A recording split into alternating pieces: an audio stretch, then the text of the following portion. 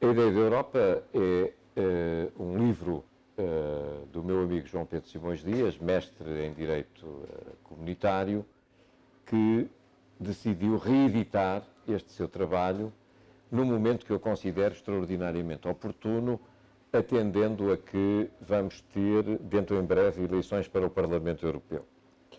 Eu estou particularmente à vontade porque, se é verdade que ele me une uma grande amizade de há muitos anos, tenho sobre a Europa e sobre o modelo de construção europeia uma perspectiva e uma ideia significativamente distinta.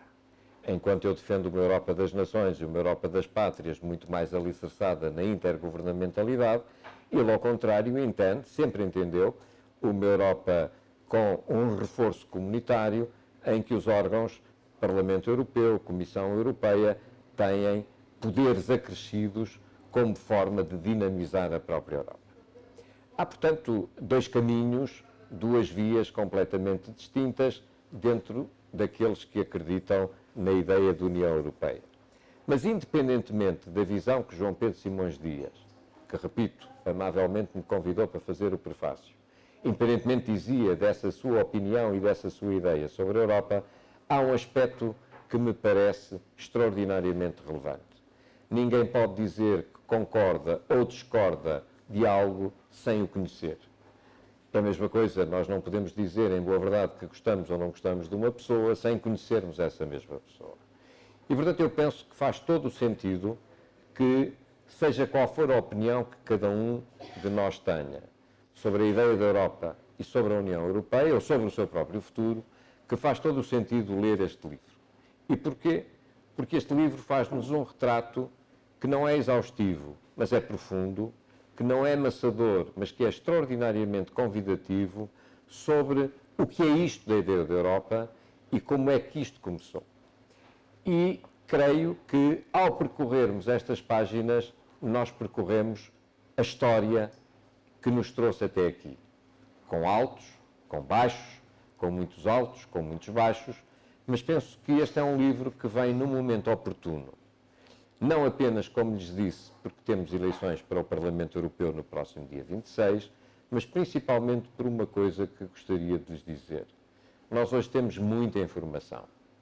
Há informação para todos os gostos, há imensas redes sociais, imensos órgãos de comunicação na internet, mas resta saber se a informação é ou não acompanhada por formação.